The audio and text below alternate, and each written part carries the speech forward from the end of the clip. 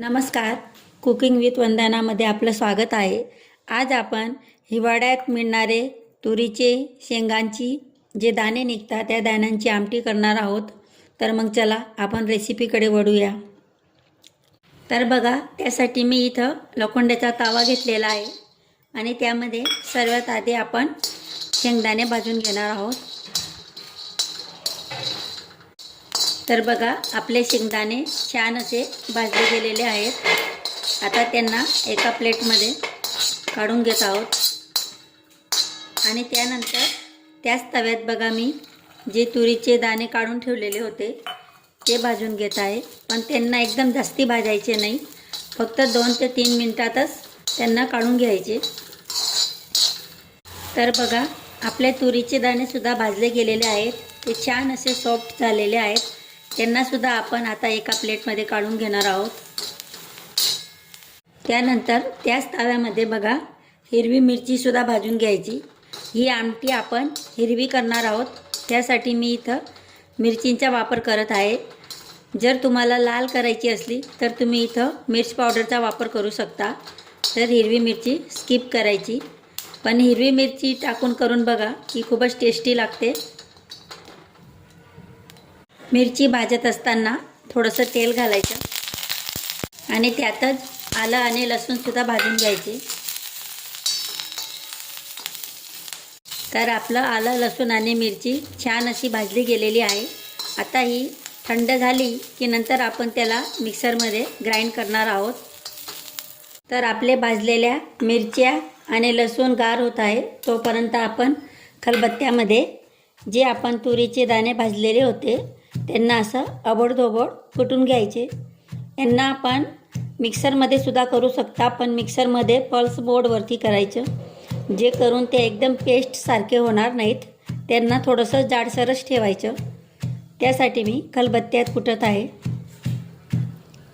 तर बघा, याप्रमाणे असे जाडसर आपण कुटून घेतलेले आहेत. तर बघा, इथं मी मिक्सरचं भांडं घेतलेलं आहे आणि त्यामध्ये जे आपण आधी शेंगदाणे भाजले होते त्यांचे साल काढून घेतलेली आहे आणि त्यामध्ये थोडीशी पांढरी तीळ घातलेली आहे आणि त्याला आपण एक पावडरमध्ये तयार करून घेणार आहोत. तर बघा, हे आपण पावडर बनवून घेतलेलं आहे. शेंगदाण्याचं आणि तीळचं पावडर आहे. त्यानंतर त्याच भांड्यामध्ये बघा आपण जे ताव्यामध्ये हिरवी मिरची, आलं, लसूण भाजलेलं होतं ते घ्यायचं आणि त्यात कोथिंबीर घालायची आणि जी तुरीचे दाणे आपण भाजलेले होते ते थोडेसे मिक्सरमध्ये घालून याला स्मूथ असं पेस्ट तयार करून घ्यायचं. तर बघा, आता आमटी बनवण्यासाठी मी एक कढई घेतलेली आहे आणि त्यात 2 पड्या असं तेल घेतलेलं आहे. तेल छान असं गरम झालं की नंतर त्यामध्ये जिरं घालायचं आणि 1 पिंच अशी हिंग घालायची. त्यानंतर त्यामध्ये एक लहान टमाटर कट करून घालायचा. तर बघा, आपला टमाटर छान असा सॉफ्ट झालेला आहे. आता त्यामध्ये जे आपण हिरवं वाटण तयार केलं होतं ते घालायचं. तर बघा, आपल्या वाटणला कढाला तेल सुटेपर्यंत आपण भाजलेलं आहे. आता त्याच्यात 1 चम्मच असं धना पावडर घालायचं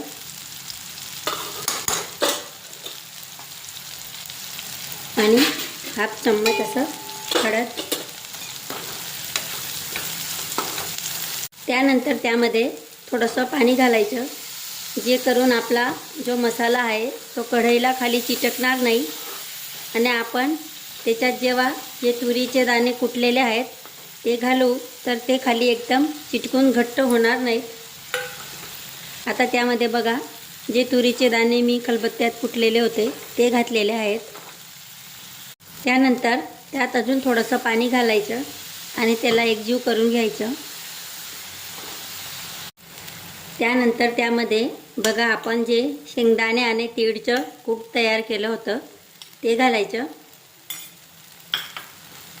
ते एकासोबत सर्व घालायचे नाही, नाहीतर आपल्या आमटी जास्ती घट्ट होईल. त्यासाठी मी आता फक्त आपली जी लहान चम्मच असते ती 4 चम्मच असं त्याच्यात कूट घातलेलं आहे आणि आता तुम्ही त्याच्यात तुमच्या आवडीप्रमाणे पाणी घाला, कितपत घट्ट किंवा पातळ हवी. ही आमटी आधी थोडं जास्तीच पाणी घ्यायचं, कारण ती थंड झाली की एकदम घट्ट होते. तर ती बनवत असताना जर पातळ दिसली तरी ती नंतर घट्ट होते. तर बघा, मी त्यात अजून पाणी घालत आहे. आता त्यात चवीप्रमाणे मीठ घालायचं. तर बघा, याप्रमाणे आपली आमटीला एक उकळ आली की नंतर गॅसची आच एकदम कमी करायची आणि तिला ह्याचप्रमाणे 5 मिनिटासाठी कमी गॅसवरती उकडू द्यायची, जे करून ती जास्त अशी चविष्ट होईल. आता त्यामध्ये थोडासा किचन किंग गरम मसाला घालत आहे. हा ऑप्शनल आहे, पण घातला त्याच्याने आपली आमटीला अजून चव येते. तर मग बघा, तयार आहे आपल्या हिरव्या तुरींच्या दाण्यांची आमटी. ही खूपच चविष्ट बनते. तुम्ही नक्की एकदा ह्याप्रमाणे करून बघा. आणि कसा वाटला तुम्हाला हा व्हिडिओ मला कमेंटमध्ये नक्की कळवा. आणि माझी चॅनलला सबस्क्राईब करायला, व्हिडिओला शेअर आणि लाईक करायला विसरू नका. धन्यवाद.